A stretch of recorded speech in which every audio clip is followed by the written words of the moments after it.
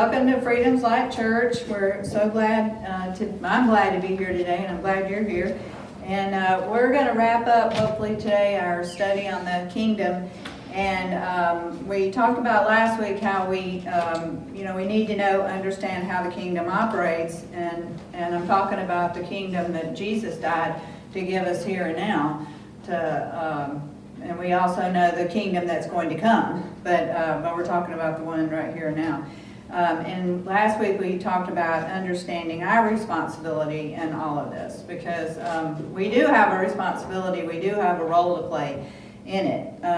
So in my Bible at the top of the page, Proverbs chapter 8, I had written, at the top of my Bible, I had written keys of the kingdom. And you've probably all heard that phrase, keys of the kingdom. But I think it's imperative that we understand what those keys of the kingdom are. And such as in Proverbs 18:17, those who seek me early and diligently shall find me. So in other words, if you don't seek him, you're not going to find him. That's just the bottom line. So that is a huge key of the kingdom. So if you want to find him, if you want to find this joy and peace and have this kingdom life, then you're going to have to seek him. So to live in this new kingdom, Jesus died to give us, we have to seek him. And then in verse 32 of that same chapter, it goes on to say, "Now therefore listen to me, O you sons, for blessed, happy, fortunate, to be envied are those who keep my ways. Hear instruction and be wise, and do not refuse or neglect it. Blessed," which means happy, fortunate, to be envied, "is the man who listens to me, watching daily at my gate, waiting at the posts of my doors. For whoever finds me finds life and draws forth and obtains favor from the Lord." This is huge. That's a key to the kingdom. Because you see, God made the way. And He opened the door. And He gave the promised land to the children of Israel. He's given Jesus to all of humanity. But just like with giving the promised land, if they never went and took it, they would have just sat where they were. So we all have a role to play, and we have a responsibility. And then we talked about last week, once they did go into the promised land, they had a responsibility to work the land. They had to use the laws of nature that God put in place, and to be able to reap a harvest, so to speak. So let's say, they had gobs of animals. Let's say they took all their animals into the promised land, and because God said it's a land flowing with milk and honey, so what if they never fed their animals? What if they never pastured their animals? What if they didn't take care of them? So there's a responsibility that God put everything in place, had everything good there to offer, but they had to do something.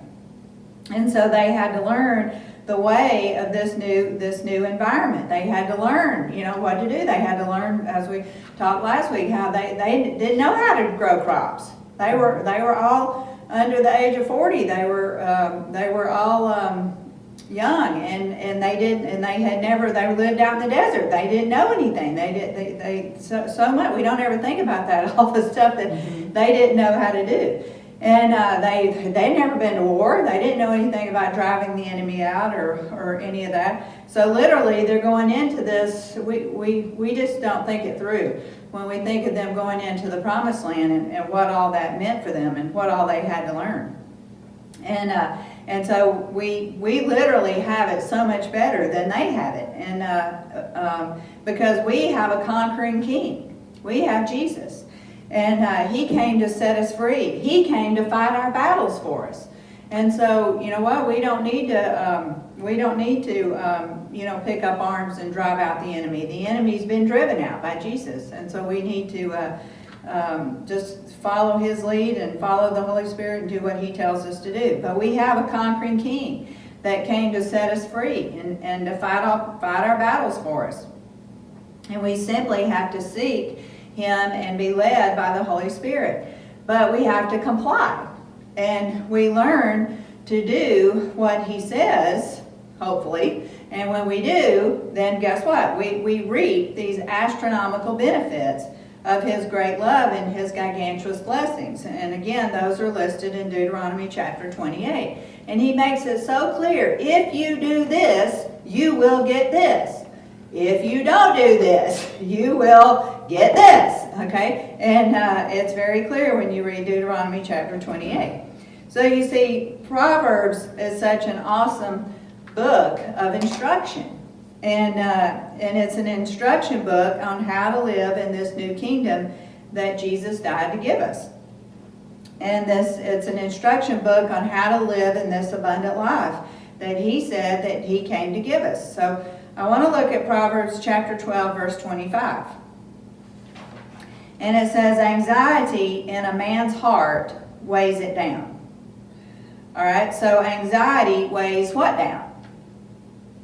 The heart. All right, so but it goes on to say, but an encouraging word makes it glad.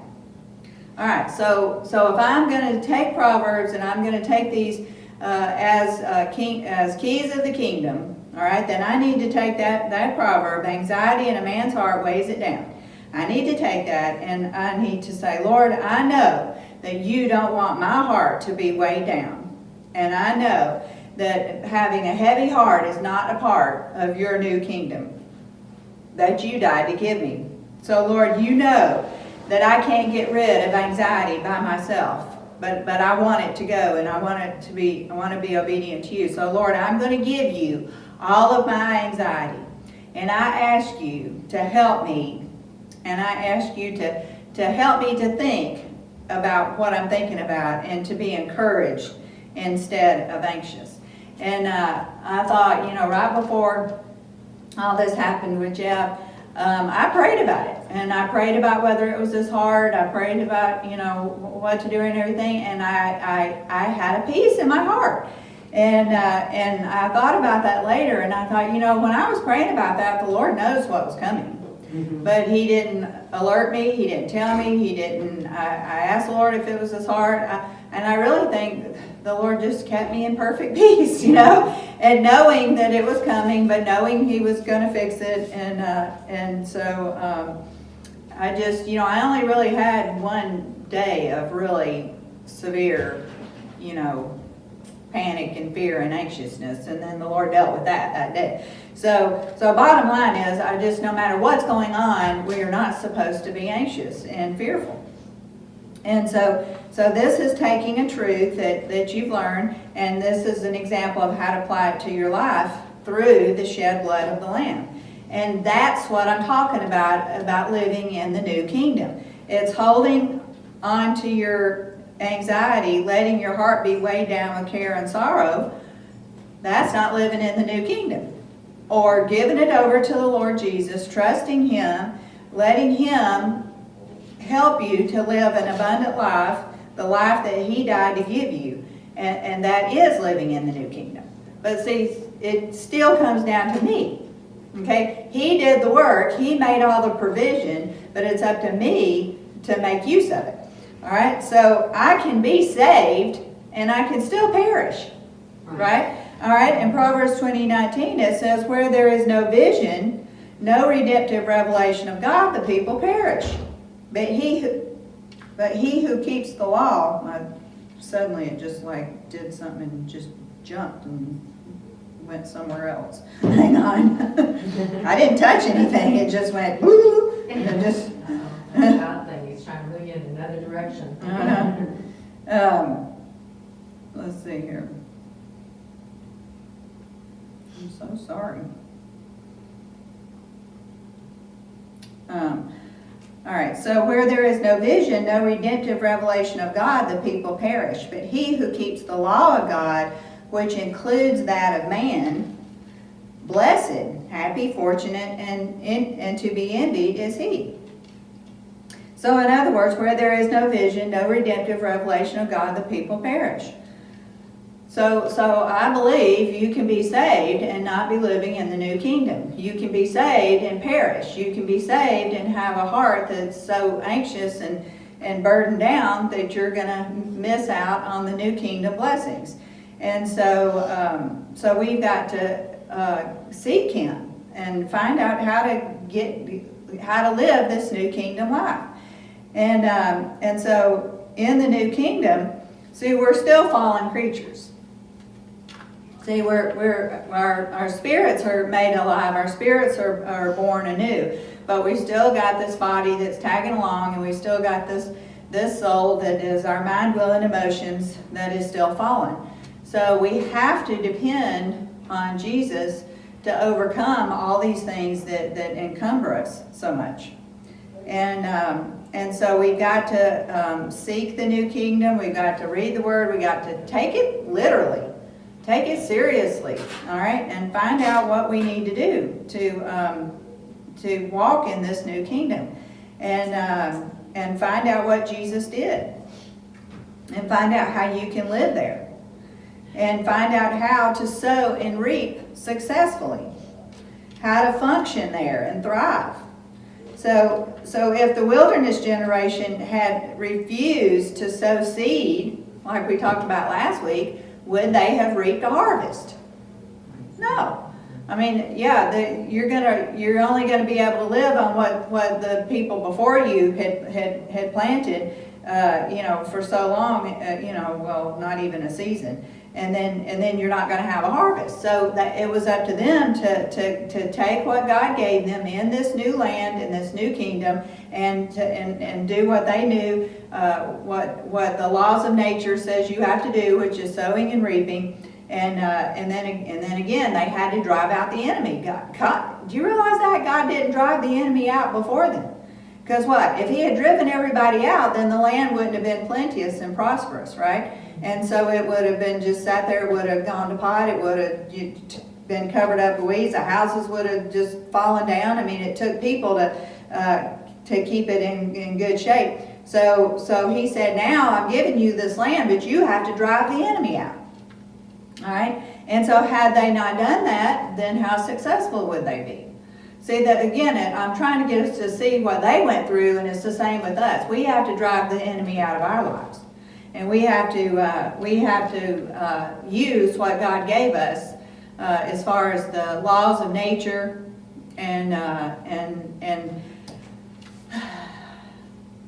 I've thought a lot about this with Jeff in this operation. He got like one of the best doctors in the United States, and could God have healed him? Yes. Did I want him to be healed? Yes. Did God, comfort my heart and give me peace? Yes. But somehow, Jeff didn't get the same word I did, and I just feel like that, he got a fantastic doctor that did a fantastic job, and that's how God, chose to do it.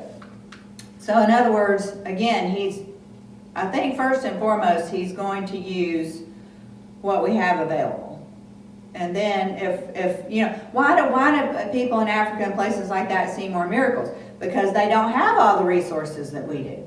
They don't have the great doctors. They don't have all the access to many things that we have here. So in that case, then yes, God has to do something because they just don't have access to it. Well, years ago in America, they didn't have it. Mm-hmm. I remember a friend of mine telling me about her grandmother and how she just lived by faith, physically. Right. Because she didn't have the money or the opportunity to get help. That's right. Yeah. And one very simplistic, but it's not simplistic. I mean, it was a miracle.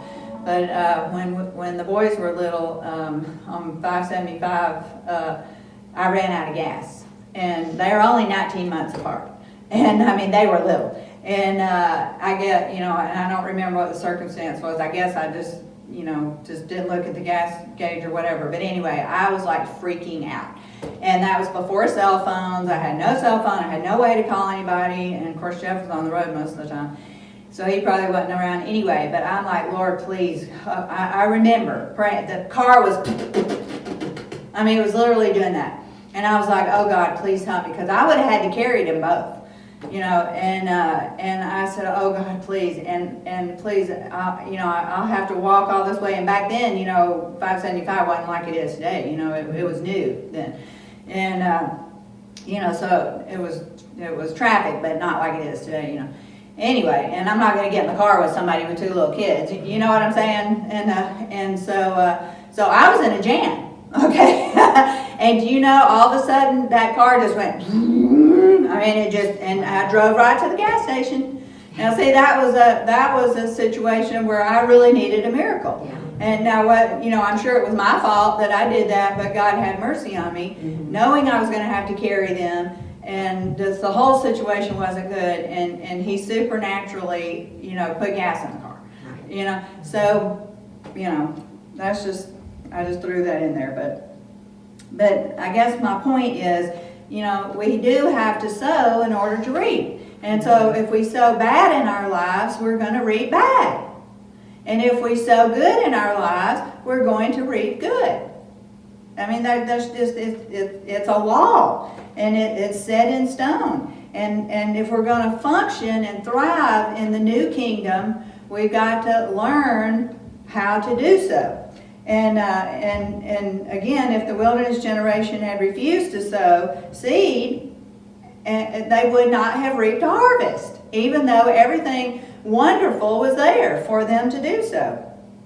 And so they would not have thrived in this awesome new kingdom that God gave them to live in. And it's the same with us. Just because we're saved does not mean you're going to suddenly, just be overwhelmed with blessings and have this awesome life. Now, that may sound contradictory, but you have a role to play in it. And we started out by quoting the scripture that seek me first. So you first of all have to seek Him. And then you have to go through and start reading the Word and finding out, okay, how does this new kingdom operate? How do I get these blessings that He promised me? All right? And so if you do that and you find out what the keys of the kingdom are, then you will thrive. And you will, because guess what? You're sowing good, and you're going to reap these unbelievable blessings. But if you don't, and you're saved, but you don't do anything beyond that, and your life never gets any better, is that God's fault? No. Because He gave you all the keys. He gave you everything that He could possibly give you. He gave you His Son. He gave you His Word. He gave you a church. He gave you Christian friends. He gave you everything He could give you. And if you don't utilize those, then guess what? You're not going to reap the blessings that He intended for you. So it's all laid out. But we have to cooperate, and we have to learn to function properly in this new kingdom. And I think Proverbs is a great place to start. But one thing, and I do this, we all tend to do this, we tend to rush and read the Word for quantity instead of quality. You would be better off taking one verse a day than trying to read, 10 chapters. I got to get 10 chapters in. Okay, yeah, you might have read 10 chapters, but what'd you get out of it? Nothing. Now, what if you took one verse and you said, I'm going to take one verse today and I'm going to meditate on that one verse. I'm going to think about this. I'm going to pray about this. Lord, what do you want to tell me in this one verse? I guarantee you get more out of that than if you read 10. And of course, you want to be led by the Holy Spirit. But I'm just saying, Proverbs is a great place to start to learn how the keys of the kingdom work and to take those. And there's so many. I mean, like every verse is a diamond in the rough, and you got to dig it out, and you got to apply it to your life. And what does this mean to my life? And what is this telling me?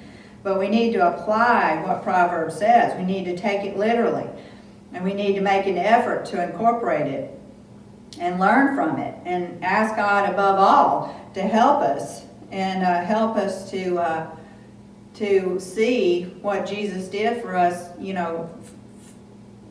fulfilled in our lives. Now, I want to read to you a page out of Jonathan Cahn's book, The Book of Mysteries. I read it yesterday, and I just thought it was so good, and I thought it just showed God's massive love for us.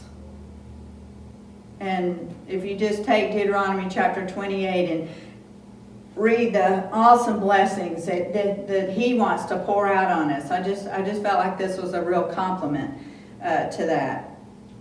So let me get over, I took a picture of it, so let me get over to my pictures.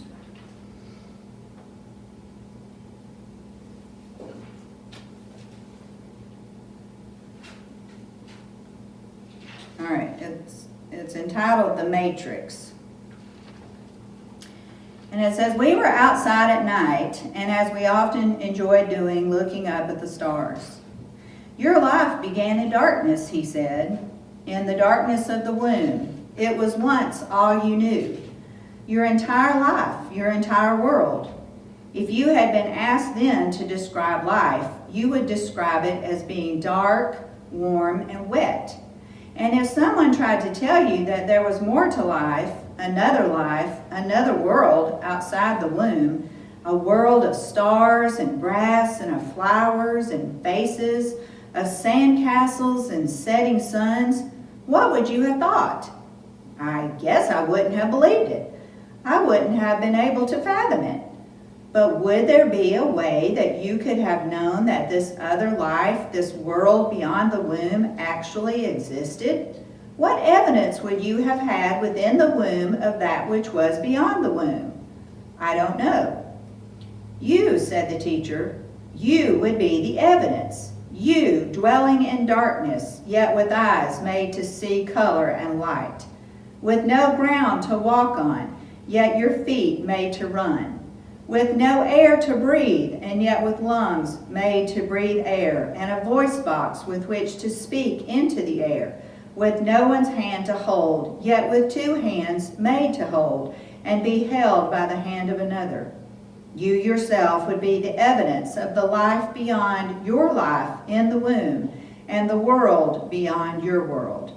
Your very being was the evidence of a world yet to come, and yet you were surrounded by a much smaller world that was unable to answer what was within you. And this reveals, when you hear of a world beyond this world and a life beyond this life, when you hear of heaven, you're hearing of it as a child in the womb. You've never seen it or touched it, and yet everything within you was made to know this world and live within it. A heart made for a love that is perfect and without condition. A soul yearning for that which is eternal. A spirit longing to dwell in a place of no death, no fear, no tears, no darkness, and no evil. And yet you live in a world of imperfection, of corruption, of pain and evil, of darkness and the absence of love. And as it was in the womb, so too this world can never answer the longings of your heart or the purpose for which you came into existence.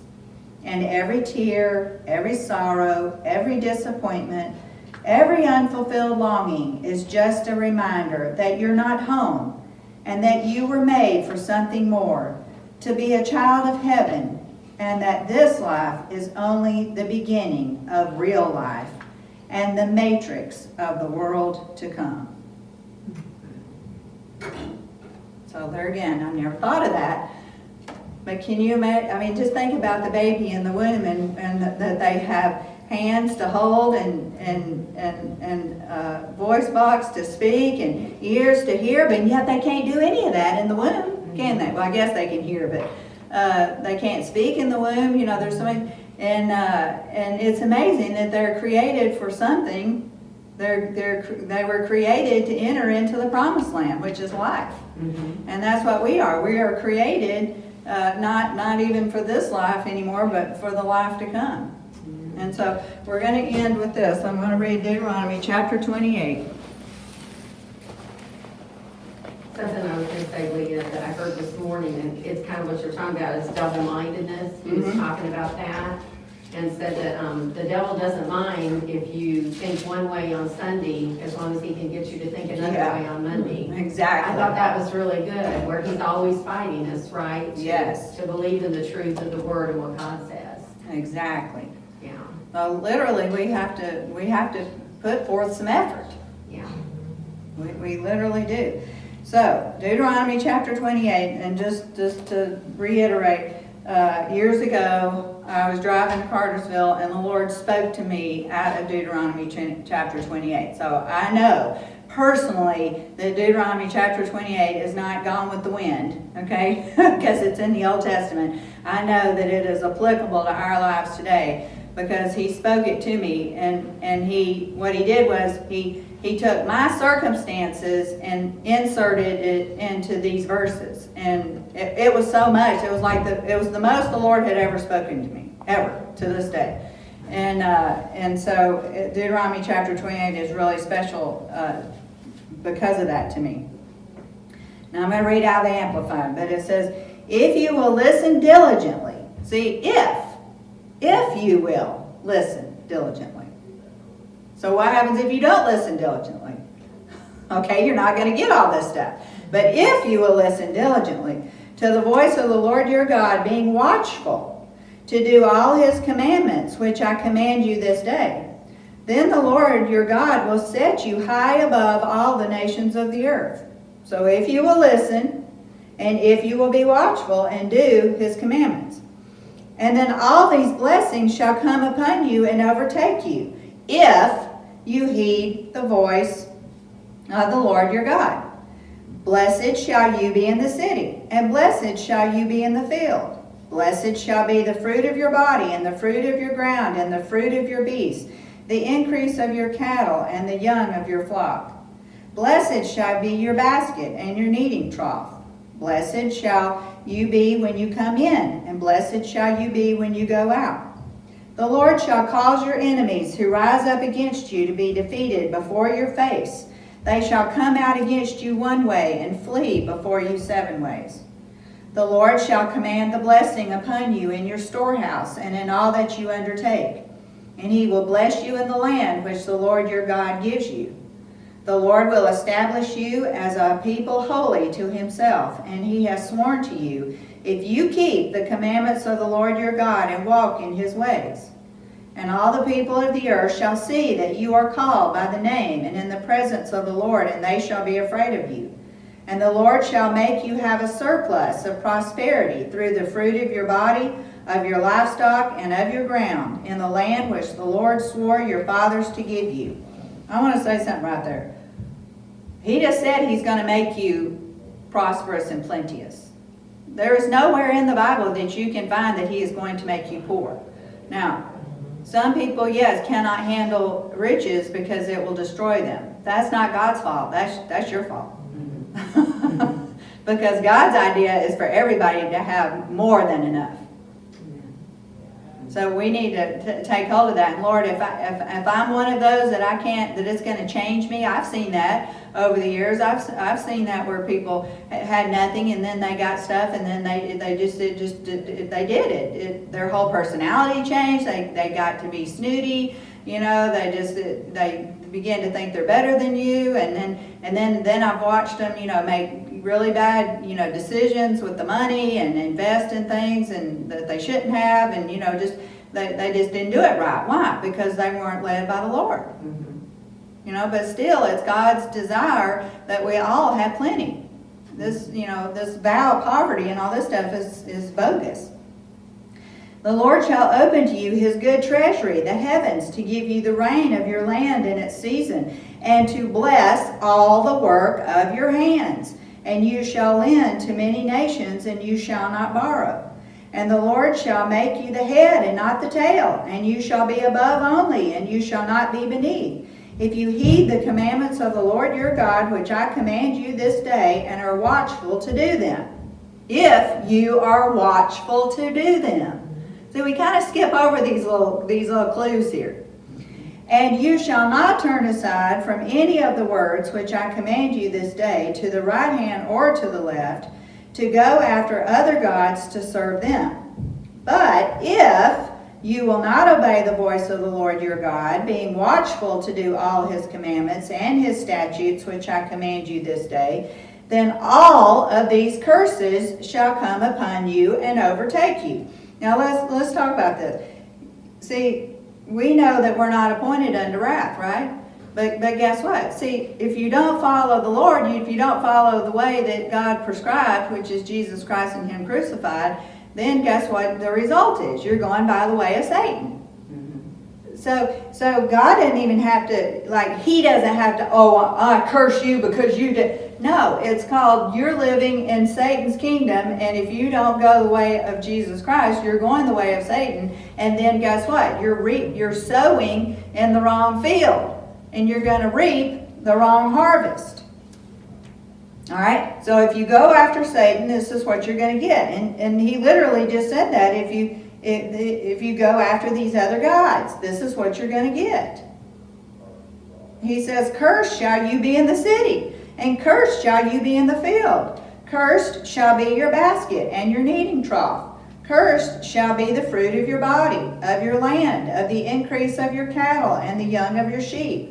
Cursed shall you be when you come in, and cursed shall you be when you go out. The Lord shall send you curses, confusion, and rebuke in every enterprise to which you set your hand, until you are destroyed, perishing quickly because of the evil of your doings, by which you have forsaken me. The Lord will make the pestilence cling to you until he has consumed you from the land into which you go to possess. The Lord will smite you with consumption, with fever and inflammation, fiery heat, sword and drought, blasting and mildew. They shall pursue you until you perish. The heavens over your head shall be brass, and the earth under you shall be iron. The Lord shall make the rain of your land powdered soil and dust from the heavens. It shall come down upon you until you are destroyed. The Lord shall cause you to be struck down before your enemies. You shall go out one way against them, and flee 7 ways before them, and you shall be tossed to and fro, and be a terror among all the kingdoms of the earth. And your dead body shall be food for all the birds of the air and beasts of the earth, and there shall be no one to frighten them away. The Lord will smite you with the boils of Egypt, and the tumors, the scurvy, and the itch from which you cannot be healed. The Lord will smite you with madness and blindness and dismay of mind and heart. And you shall grope at noonday as the blind grope in darkness, and you shall not prosper in your ways, and you shall be only oppressed and robbed continually, and there shall be no one to save you. You shall betroth a wife, but another man shall live with her. You shall build a house, but not live in it. You shall plant a vineyard, but not gather its grapes. Your ox shall be slain before your eyes, but you shall not eat of it. Your donkey shall be violently taken away before your face, and not be restored to you. Your sheep shall be given to your enemies, and you shall have no one to help you. Your sons and your daughters shall be given to another people, and your eyes shall look and fail with longing for them all the day, and there shall be no power in your hands to prevent it. A nation which you have not known shall eat up the fruit of your land and all of your labors, and you shall be only oppressed and crushed continuously, so that you shall be driven mad by the sight which your eyes shall see. The Lord will smite you on the knees and on the legs with a sore boil that cannot be healed, from the sole of your foot to the top of your head. The Lord shall bring you and your king, whom you have set over you, to a nation which neither you nor your fathers have known, and there you shall be forced to serve other gods of wood and stone. And you shall become an amazement, a proverb, a byword among all the peoples to which the Lord will lead you. You shall carry much seed out into the field and gather little in, for the locusts shall consume it. You shall plant vineyards and dress them, but shall neither drink of the wine nor gather the grapes, for the worm shall eat them. You shall have olive trees throughout all your territory, but you shall not anoint yourselves with the oil, for your olive oil shall drop their fruit. You shall beget sons and daughters, but shall not enjoy them, for they shall go into captivity. All your trees and the fruits of your ground shall the locust possess.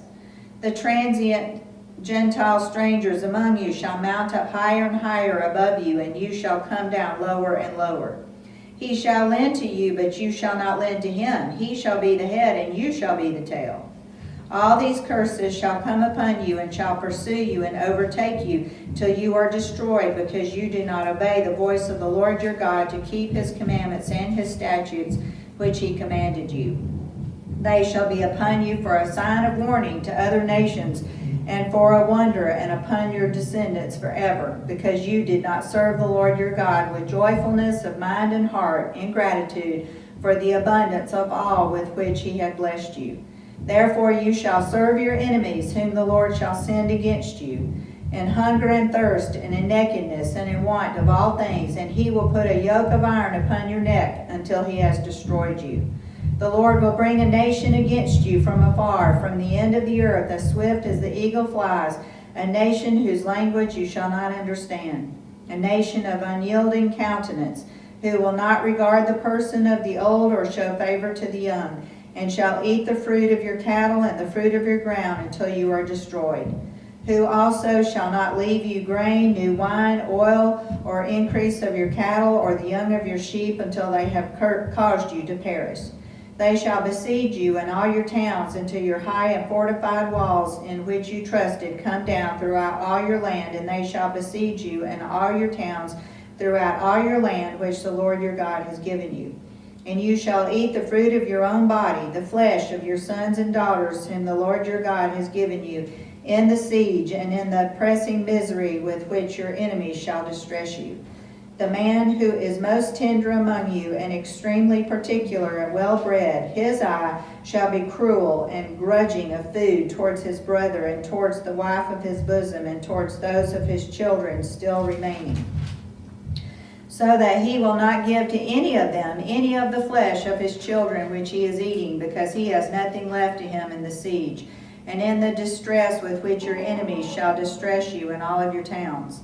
The most tender and daintily bred woman among you, who would not venture to set the sole of her foot upon the ground because she is so dainty and kind, will grudge to the husband of her bosom, to her son and to her daughter, her afterbirth that comes out from her body, and the children whom she shall bear, for she will eat them secretly for want of anything else in the siege and distress with which your enemies shall distress you in your towns. If you will not be watchful to do all the words of this law that are written in this book, that you may reverently fear this glorious and fearful name and presence, the Lord your God, then the Lord will bring upon you and your descendants extraordinary strokes and blows, great plagues of long countenance and grievous sicknesses of long duration. Moreover, he will bring upon you all the diseases of Egypt, of which you were afraid, and they shall cling to you.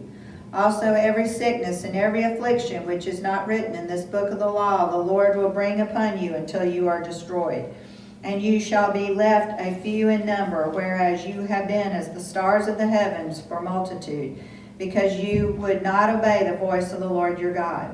And as the Lord rejoiced over you to do you good and to multiply you, so the Lord will rejoice to bring ruin upon you and to destroy you, and you shall be plucked from the land into which you go to possess.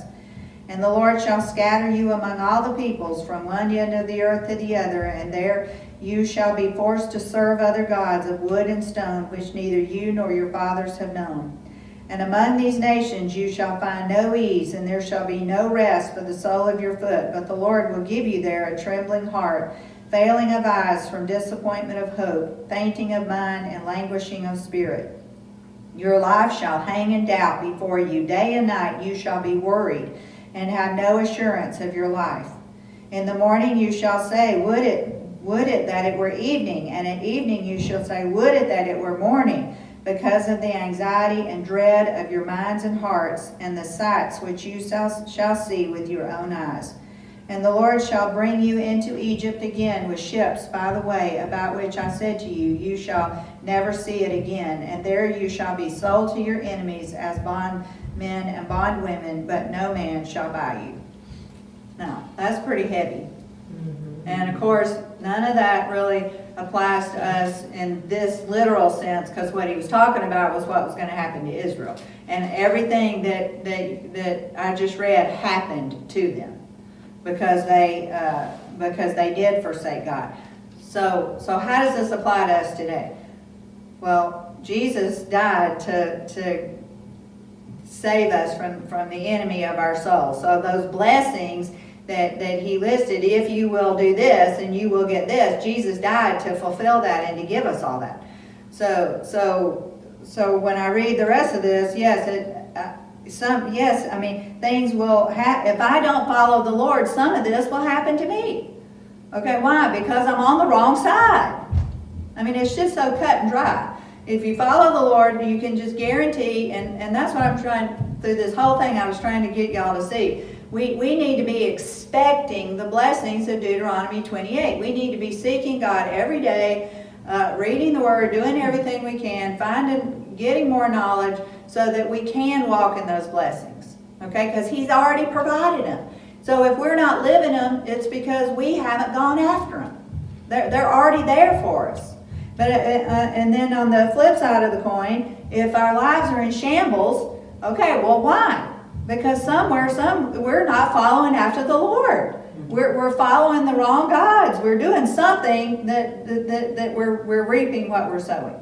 You know, and it's sort of astounding. You know, see, people don't. You know, why are the blessings this big and the curses are this big? Well, because people don't respond to blessings in love, right? But when you get curses this long, usually people start, you know, that's why Jesus talked about hell more than He talked about heaven. You know? I had a friend that the Lord was just blessing her in kind of a really difficult situation. And she just was like, Lord, I don't understand why this situation, even though it's tough, is so easy this time. And He said to her, what, do you want me to make it rough? You know, and she's like, no, okay, I take that back. Because she'd had so many rough times and she'd get through it because the Lord would help her. And this time it was easy, even though it was a rough situation. And she said, it just kind of shook me a little bit. And He said, no, I want to bless you. This is what I want to do. Yes. Yeah. But so many of us don't understand that. And we've got this total wrong perception. And I think if you really dissect Deuteronomy 28, you'll see that what is His heart's desire. Does He desire to curse anybody? No. He's given this warning, and it's a horrible, dire. Well, who wants to eat their own children because there's no food? I mean, it's horrible, but that's what happened to Israel, and they were literally eating their own children. Yeah. You know, but see what we do in our mixed up minds, we read that, you know, oh my gosh, this is going to happen to me. He's going to curse me. He's mad at me. No. He's like, I love you. I want you to follow me. I don't want any of this stuff to happen to you. And so He's laying it out in such a way that we're like, oh my gosh, no, I don't want any of that. And so I'm going to follow the Lord, you know, because He gave us a choice. And it's our choice. And so it's all about how we read it. So if you will listen diligently, if you will follow me, if you will, you know, he's given us this choice. And then He says, if you will do this, then all these blessings shall come upon you. So just to end in a good note, I'm just going to read those blessings again. If you will listen diligently to the voice of the Lord your God, being watchful to do all His commandments which I command you this day, the Lord your God will set you high above all the nations of the earth, and all these blessings shall come upon you and overtake you, if you heed the voice of the Lord your God. Blessed shall you be in the city, and blessed shall you be in the field. So no matter where you live, you're going to be blessed. Blessed shall be the fruit of your body, and the fruit of your ground, and the fruit of your beasts, the increase of your cattle, and the young of your flock. So blessed, so everything you put your hand to, your job is going to be blessed. Your family is going to be blessed. Your children are going to be blessed. Blessed shall be your basket and your kneading trough. You're going to have plenty to eat. You're not going to starve. Blessed shall you be when you come in, and blessed shall you be when you go out. You're not going to have to be afraid to go out, because everything you do is going to be blessed. The Lord shall cause your enemies who rise up against you to be defeated before your face. They shall come out against you one way and flee before you 7 ways. So are we going to have problems? Yes. Are things going to assail us? Yes. But guess what? He's going to make sure that we're not overcome by them. The Lord shall command the blessing upon you in your storehouse and in all that you undertake. And He will bless you in the land which the Lord your God gives you. The Lord will establish you as a people holy to Himself, as He has sworn to you, if you keep the commandments of the Lord your God and walk in His ways. And all the people of the earth shall see that you are called by the name and in the presence of the Lord, and they shall all be afraid of you. And the Lord shall make you have a surplus of prosperity through the fruit of your body, of your livestock, and of your ground, in the land which the Lord swore to your fathers to give you. The Lord shall open to you his good treasury, the heavens, to give the rain of your land in its season, and to bless all the works of your hands. And you shall lend to many nations, and shall not borrow. And the Lord shall make you the head and not the tail, and you shall be above only, and you shall not be beneath, if you heed the commandments of the Lord your God, which I command you this day, which are watchful to do them. So think about that baby in the womb. That baby in the womb is experiencing nothing of these blessings. But that's what he was created for. And guess what? That we are that baby in the womb, and we're created to receive all of these blessings. But how do we get them? Well, we got to break out of the womb first, and the way we do that is through the blood of Jesus. And then we got to go out there and do like he said, and listen diligently and seek the Lord and go to church and fellowship and spend time. You don't have to spend hours in travailing in prayer. You just go about your day, just while you're getting ready in the morning. Just have the Lord on your mind, sing praise and worship music, listen to a message, just talk to the Lord like you talk to a friend. We make it so laborious and so stupid, and it's supposed to be a relationship. And he'll talk to you at the craziest times that you're not expecting. And so let's break out of the womb, and let's live the life that we were created to live, and let's look forward to the kingdom to come, which we all are. But let's expect now. Let's get it through our head. Man, he wants to bless me now, and he wants my kids to be saved. He wants me to have a nice home. He wants me to have decent things. He doesn't want me to be poor and poverty stricken. I didn't read that anywhere. He said he's going to bless everything I set out to do. And so let's be thinking about that. And if your kids are unsaved, Lord, I know he said that your children will be prosperous. Your children will be saved and prosperous. So Lord, thank you for saving my kids. Thank you that you're going to get a hold of them somehow, some way. I don't know how, but I thank you for that. So let's start expecting good things from the Lord. And I hope y'all got something out of that. And next week we're going to move into some of the fundamentals of faith that I think are going to be important for us to cover. So we'll be changing topics next week, and I hope you'll come back. All right, God bless y'all. Join us upstairs for praise and worship.